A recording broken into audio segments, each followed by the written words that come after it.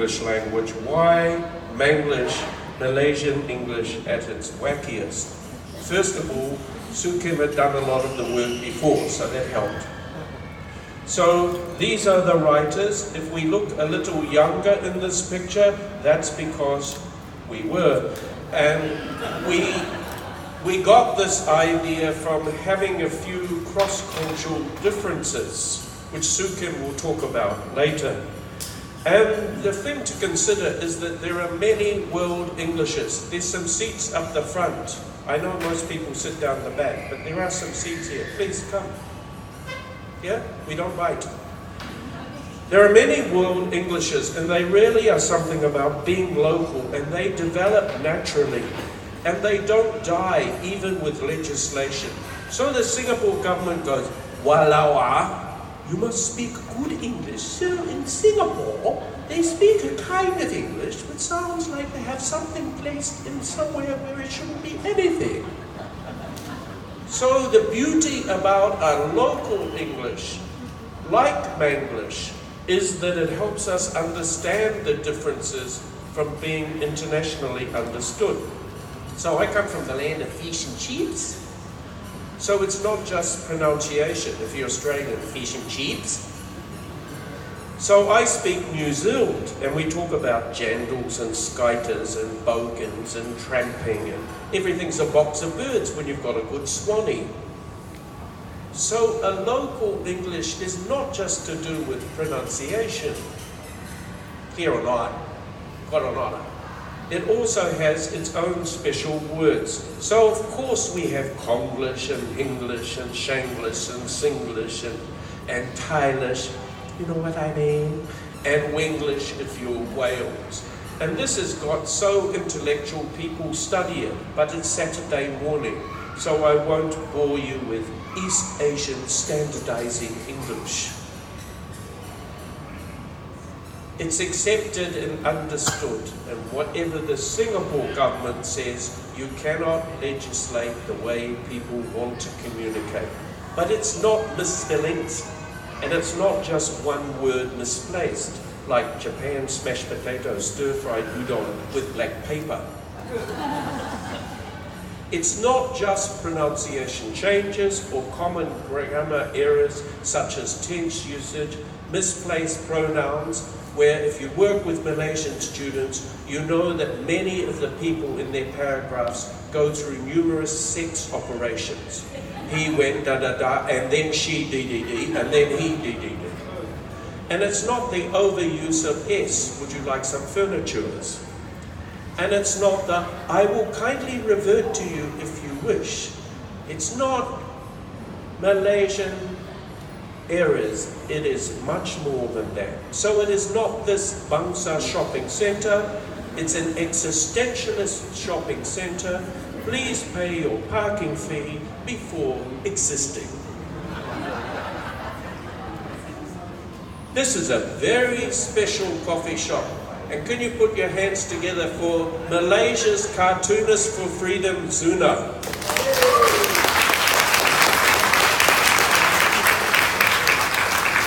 We are absolutely privileged to have him as part of this book, and he's the guy whose books I've been buying, but they used to come in brown paper envelopes.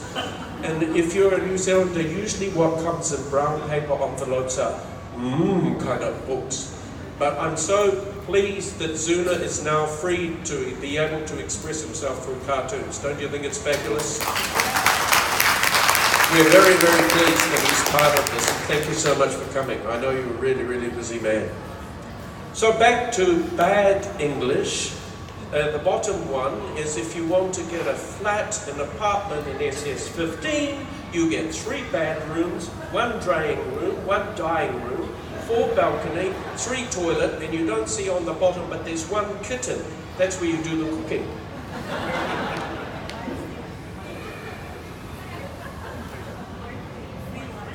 Oh yes, I know. This is a special restaurant. You get a free wife. I have about 40 of these. So we're going beyond the mistakes to something which is quite different. As for standard English, you know, if you want to play ping pong, use a ping pong bat. If you want to play tennis, use a tennis bat. Do I go to the market, do you think I say, excuse me please, could I please have some of that fillet of your local sole? No. Crooked mouth fish you got or not? Ah. Chop same way. Chop same way. Okay lah, come back, huh? Okay lah, can. So it's a unique variety of English, more spoken than written. It's both interacting and information, and it's a marker of being Malaysian. Is it different from Singlish? Yes, it is. Singlish has a lot more Mandarin and a lot more Chinese and less Malay inside it. I know because I went to an academy of Singlish. It was called the People's Association Dragon Boat Team. And we make quick communication through changing languages, and it's a rojak. Sometimes in my house there are 3 languages in one sentence. Items change. So we have potong steam means much more than cut the steam. And some of you like lepaking. Yeah? There's actually a lovely t-shirt wandering around here as well. And we add extra value for the linguists amongst you. This means there is added semantic loading. Huh? Wayang means much more than leather puppets. We've had a few years of major wayang, right? And we've also had a lot of uncut, which means much more than the Malay word, as we know. But outside of Malaysia, people may not. And then we have what are called portmanteau words, rojak words, popiah skin. Wow, got naked popiah also. You know, your paper dose, your tidak apa attitude. Ayah, tidak apalah. And your cup chai, which actually comes from the Honda Cub bike, cut down, so it becomes cup. And chai for the Cantonese for small. And that, of course, is your modified motorbike, as we all know. So now I'm going to talk about my favorite Malaysian sport, and this is Bengali bread. It has nothing to do with Bengal. Although it originated in Calcutta and then went to Penang, and the first reference to it is about 1908, this is Bengali bread, yeah, right. Sydney flat loaf, for those of you with international English. Then we have, I've got to cook for the boss. Chicken curry kapitan, or kapitan chicken curry, or chicken kapitan curry. But was it a kapitan who wanted to have chicken curry? Perhaps. We'll never quite know. Chicken chop. Nowhere apart from Malaysia and Singapore is there a chicken chop. Maybe the Hainanese cook was getting desperate and there was no beef and there was no pork. Oh, got chicken. Okay, bash it up and make it look like a chop. Seriously, this is Malaysia, Singapore unique dish, chicken chop. And gearbox soup. This is very big in, if you go to Dungan in Terengganu, they've got a specialist gearbox soup. And it actually has gearbox soup, many parts. Kopi O is not enough. I like kopi O kosong. Just in case you don't realize it's kosong, it's also got the O. Where did the O come from? Oh, kosong. Oh, kosong. Oh. You know you have to do major education when people go to a coffee shop in Malaysia. You have to, what's the C? I can see the copy. No, it's copy C. Yeah, but I can see it. That's the end of my part, although I will be back later. I would like to introduce the beautiful chef that I happen to know quite well, and a prominent Nonya, and she's going to take over now. Kiana. Chong Hei Wan.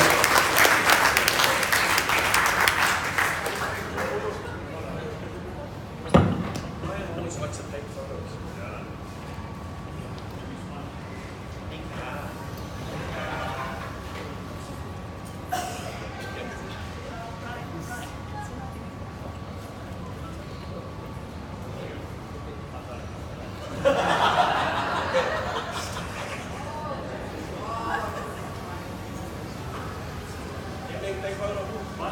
Okay, we will have time for photos later too and book signing. Okay, that was Ahmad Saleh speaking, the Kwailo, the Ang Mo Kui.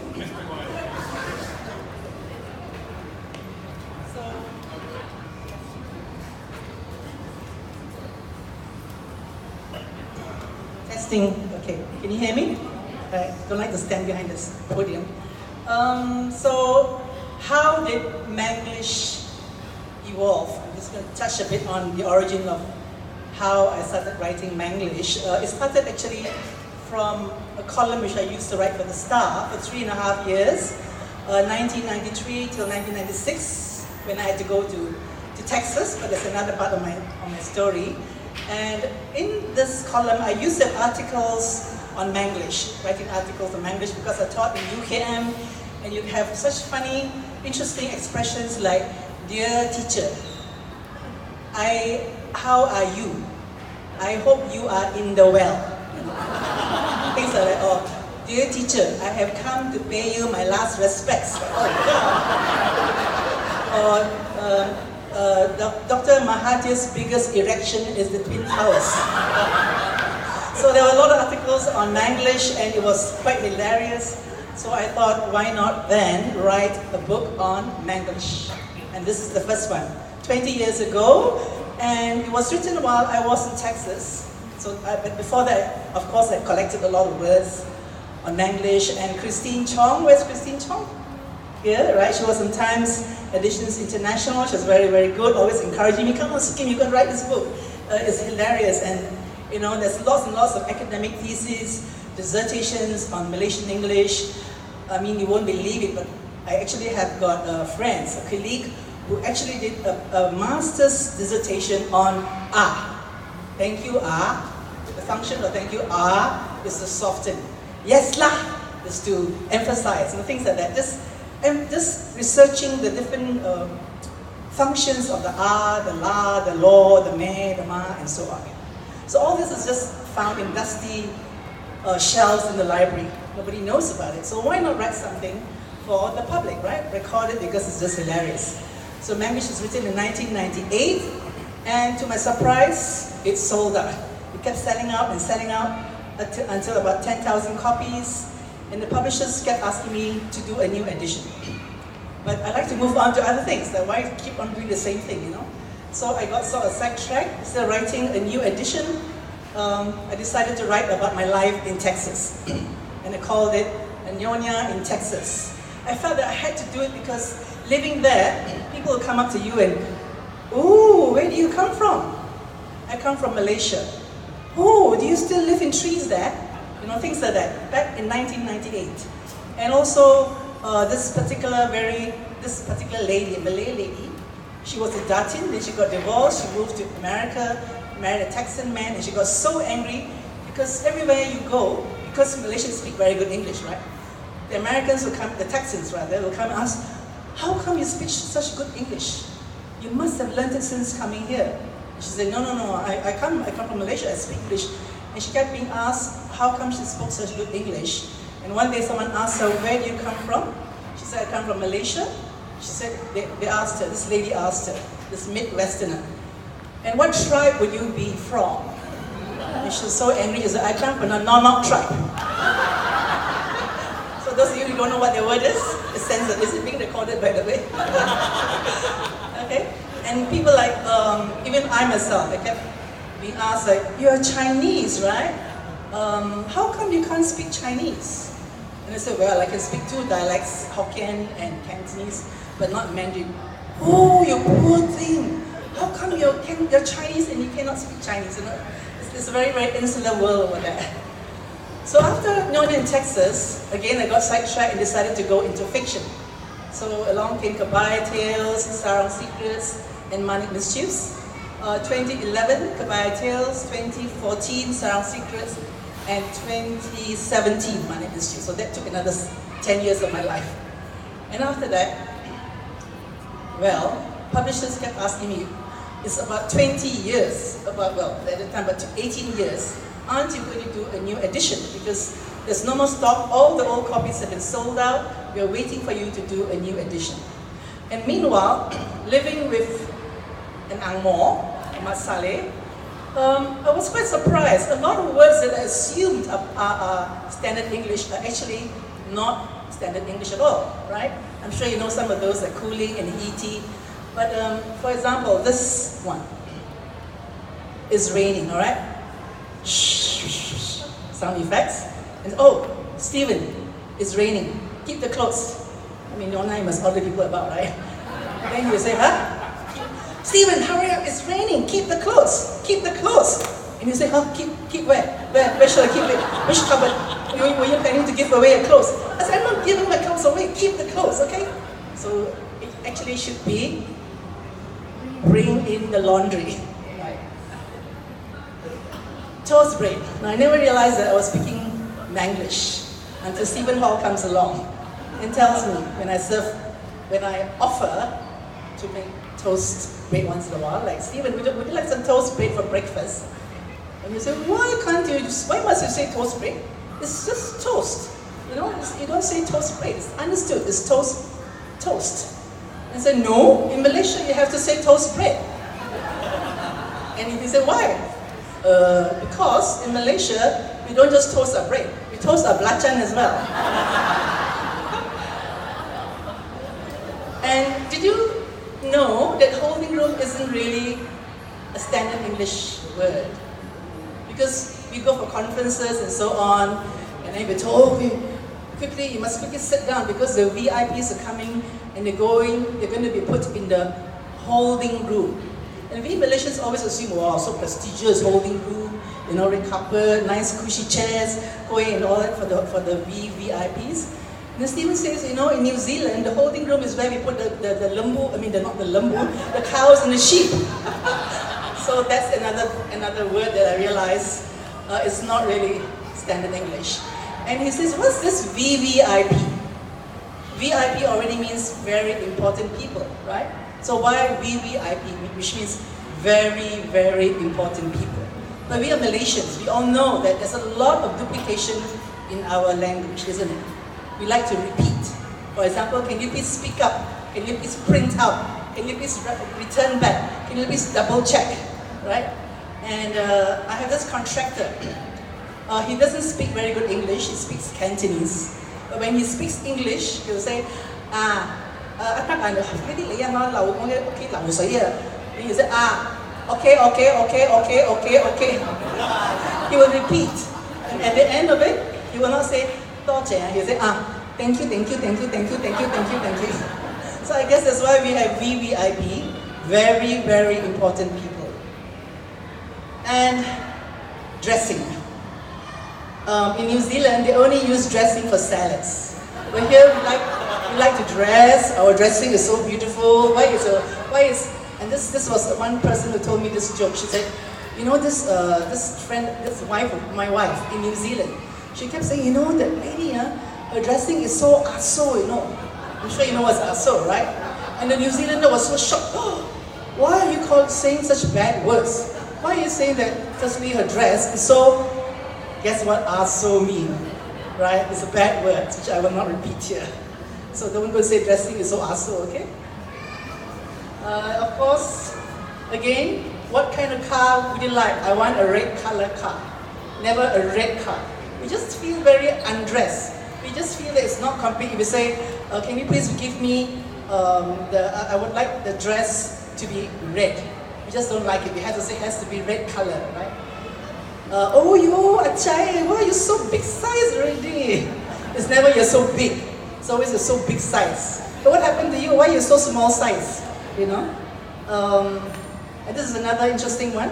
I went to visit a British friend, and at night, later on, at the end of the evening, I said, oh, okay, I think it's late. I have to make a move. He said, ooh, what move you gonna make? So again, Manglish. And, well, my son is called Lee Jan Ming, and when he was young, I used to like to call him Jan Boy. And our nephew is called Lo Chong Kit, and we like to call him Kid Boy. And along comes my cousin's wife, who is a British lady, very elegant, very well-heeled British lady, and she was shocked. What's wrong with you? Why are you calling your son Jan boy, Jan boy, Jan boy? Or kid boy, kid boy? In England, when you say boy, it's a derogatory word. You know, like, hey boy, bring my stomach here. You know, so now I don't call him Jan boy, I call him Jan Ming. Right? And of course, cooling, heaty, all local expressions based on our cultural concepts of food. Because as Stephen would have mentioned, we are using a language that was introduced to us from a country 8,000 miles away, Mother England, right, by colonial masters. And of course, being Malaysians, you can't expect us to speak like in proper English, right? After this, you can't expect me to say, hello Keith, would you like to come and have some lunch with me? You can't, right? You just have to be Malaysian but that doesn't mean that we cannot switch back to standard English. So in this book, we've got, 20 years have gone by, we've got lots and lots of new words. For example, Stephen comes back from Sunway because I retired and I'm not so in touch with what's going on, apart from going to kopitiams and listening. But even Manglish is actually dying out, because now English has gotten so bad, standard of English has gone down so low, people don't speak Manglish anymore, they just speak broken English, right? Like, why you come here, you follow me, I come to beat you up. You know, like, sometimes it's not really Manglish. Where was I? Yeah. So this chapter is called Is Roja, and this was a new one that I've never come across before, right? So Manglish expressions also change with the generations and the time. And now there's this thing called aboden. Do you all know, how many of you are familiar with aboden? Right, the younger ones will probably know. The Atika, right? Aboden. So very interesting. Being a multilingual, multicultural country, you always have lots of influences from other languages. So, for example, I am watering the garden. Okay, washing the car. Okay, I'm washing the car, and somebody comes. Let's say your son comes along and say, "Ma, you're washing the car." And you say, "Abo hamia," you know. What do you think I'm doing, Abo? You know. So it's Hokkien, and somehow it has come up with this Manglish expression called abo den, which is actually a combination of abo and den, right? Abo den. You think I am giving the car a bridal shower? You know, trying to be sarcastic. Potong steam, which you mentioned just now. Kena kau kau, right? If you don't finish this work, you're gonna kena kau kau from your boss. So Malay and kau kau from Hokkien, right? Kena sai. If you don't deliver the project on time, you're gonna kena sai, right? So very, very expressive. And this very interesting one, again, a new one, combination of Bahasa Malaysia and Hokkien, sui. You better speak in proper English when you do your presentation. You don't mempersiapsuikan us. Don't make us drop our water face. Don't make us lose face. Mempersiapsuikan. So lots of interesting words. It's always evolving, always changing, and moving along. And of course, what does your daughter do in university? Oh, my daughter, always doing pathology and Pacto and logy. And how did you do in the exams? I don't know, I just bluffology only. Bluffology. So, another favorite chapter of mine in the book is on idioms. As you know, those of us who went to the English medium school, right? We were taught very, very English idioms. Make hay while the sun shines. Although we don't have a clue what the hell hay is like. And then a bird in the hand is worth two in the bush. Sounds a bit obscene right now. A stitch in time saves 9. The early bird gets the worm. But don't expect Malaysians to use these idioms. Of course, we are so colorful people. We swear, we curse in Hokkien, we scold people in Cantonese. We have Malay words, in the Nonyas and Babas, and the Malays, belata ala cukup lemak tidur. So don't expect us to say, oh, make hay while the sun shines, oh, crikey, oh, goodness gracious me. That's just not us, right? So we have to say, ayyo, your grandfather's road. The wonderful cartoon Mazuna. And I tried to figure out what is the origin. Is it Hokkien? It cannot be Hokkien, right? Lu lao boy, lao boy lo. It cannot be Cantonese nigga, so it's not Cantonese, it's not Hokkien, it's not Malay too. So it's Manglish, Malaysian English. Malaysian speaking in English, but reverting to the cultural self, being obsequious, being naughty. So we have this wonderful one called warming blood. Which language do you think it comes from? Cantonese, yes, because Cantonese is a very good language for cursing and swearing. Not for expressing love, not really, but for cursing. For example, if my dear friend Harry says, you know, that means she likes me. If she scolds me, that means she likes me. When they scold you in Cantonese, that means she likes you, because we like to scold. So Cantonese is our heat, which means warming blood. I'm so fed up with my workers, never learn, always never come on time.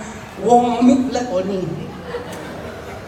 Add oil, very unhealthy. Add oil, add oil, right? Right? And strangely, this is used in China, in Hong Kong, in Taiwan, and is now in the Oxford English Dictionary. Add oil. Like chicken, like duck. My mother-in-law speaks in Teochew, I speak in Hokkien. We don't understand each other separately. Take down ayam, like chicken, like duck. Kopi or money. Now this was, I used this in the first edition. If you want something, you must give kopi or money. But this one will be extinct because now we don't give kopi or money. We give big time, 2.6 billion into your bank account. So I have to take it up in the next edition. Right? No eye to see, one leg kick, yak yok yak, no eye to see, oh you're very, very terrible. My workers, I got no eye to see. So very interesting, very colorful, very useful for people who come to the country and don't understand what on earth you're saying. Because for example, even Stephen's own sister, when she came to Malaysia the first time, she said, it's quite wonderful, I like Malaysia. Compared to Thailand where people don't speak English, in Malaysia everyone speaks English. It's very easy to move around. But I don't understand why they're always singing. They're always like la, la, la, la. So we take it so for granted, right? But actually, we have a very wonderful variety of English. And this is also extinct. Way back, how many of you used to wear petticoats? Right. We are not like Lady Diana, we stand in the sunshine and let the sunshine show. We had to wear petticoats. And sometimes, this is back in the convent school days or the missionary schools. I was from Bukit Bintang Girls School, and we wore petticoats. And we even wore bloomers. Can you imagine bloomers with the elastic around our thighs?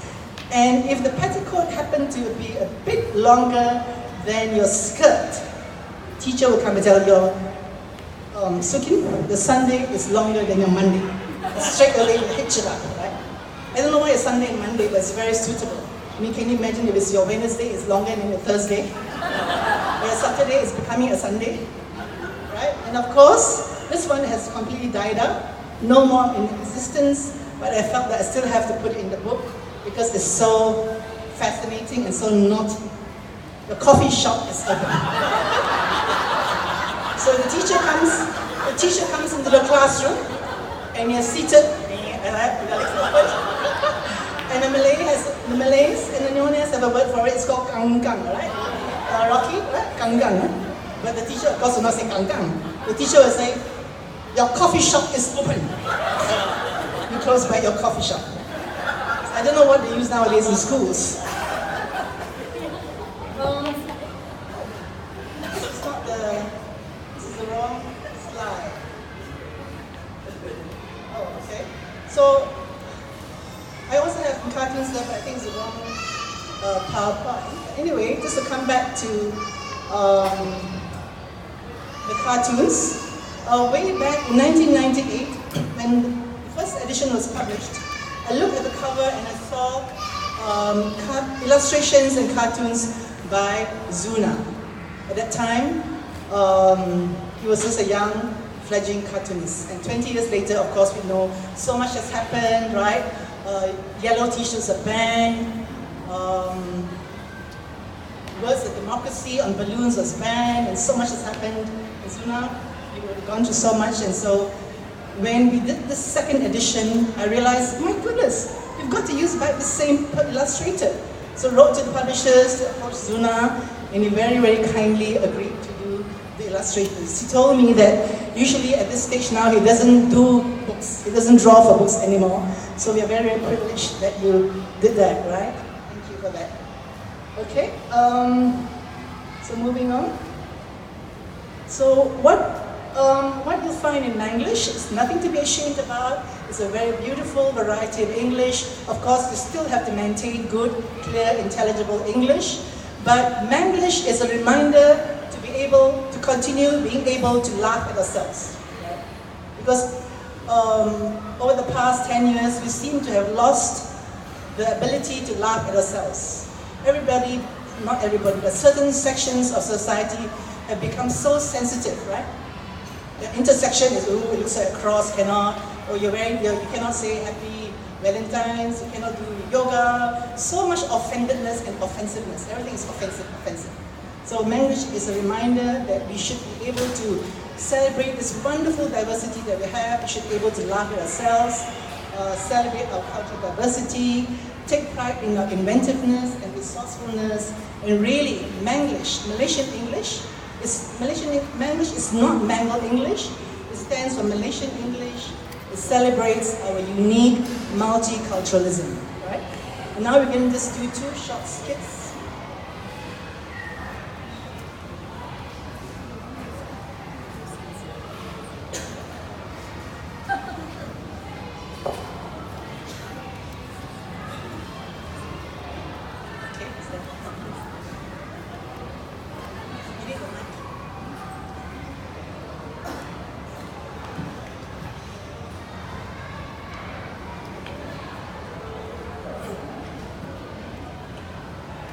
Excuse me, please. I was just wondering, could you tell me the way to go to Jaya 1? Jaya 1, Jaya 1, Jaya 33, Jaya Supermarket, Jaya... Oh, Jaya 1. Jaya 1. Jaya 1, you listen, Jaya 1, you go straight, You go straight. Then you see the roundabout. At the roundabout, you take you take 3 o'clock.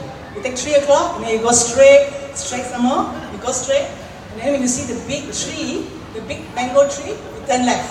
Okay? When you go to the mango tree, you turn left, then you go straight.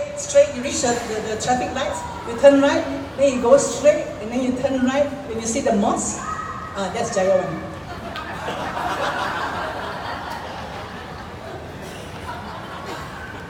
Do I go north or south?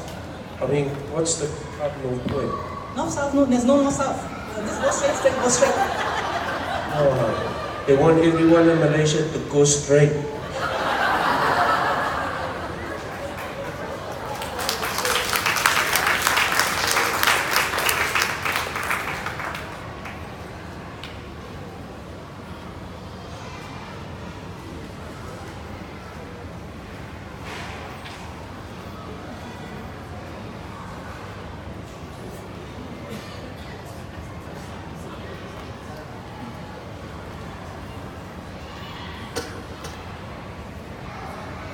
Hello. Oh.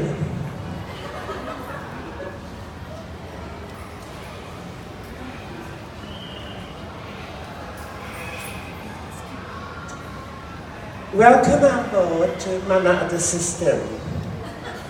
Thank you. You ticket on 33. Okay. 33. That's fine. Okay. Hello. Hello, madam. Welcome to Manada system. 44. 44 死咯，嚟。Yeah, see 44? Oh, you have a stroller there, yeah? Well, it's very heavy. Where can I put this? The stroller. You put backside.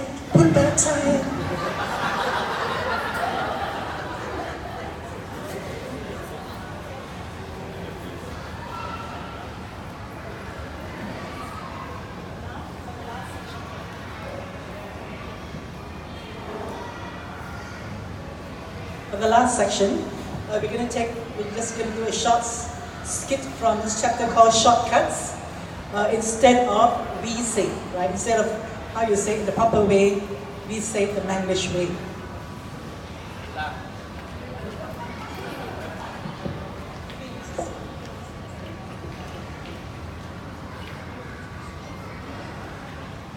Today's reading is from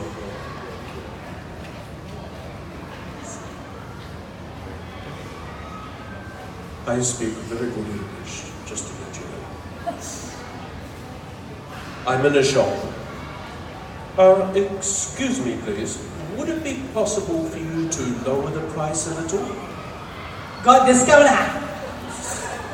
How you say it in English? I'm terribly sorry, but we don't have any of the particular item that you're looking for. No stock.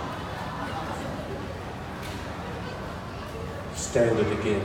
I'm now dating. I like her a lot. But I'm worried she might reject me if I ask her to go out with me. I scared now, I scared.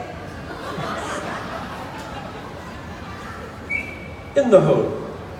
It's a real pleasure having you with us. So glad you could come. Please do make yourself at home and do help yourself to whatever you like. Don't shy, don't shy, don't shy. Now reverse, I'll do the native speaker part and you do the local Malaysian. Like that, Okay lah. I don't recall you handing me the documents at all. Are you quite sure? Wait, God. You ought to feel a bit of remorse and regret about all the dreadful things you've done. No shame, I suggest you stop fooling around and get serious. You don't have much time left. Wow, don't play. Oh dear, I think we've gotten ourselves into real hot soup. Dialogue. Thank you very much. Thank you very much. Thank you very much for coming. We haven't had time to say thank you, but we really, really appreciate you taking the time. Thank you to UBS, Keith Tong, Pensing, Marshall Cavendish, and all of you for taking time out to come here this Saturday morning. And thank you very much, Zuna. It's very, very busy. It's about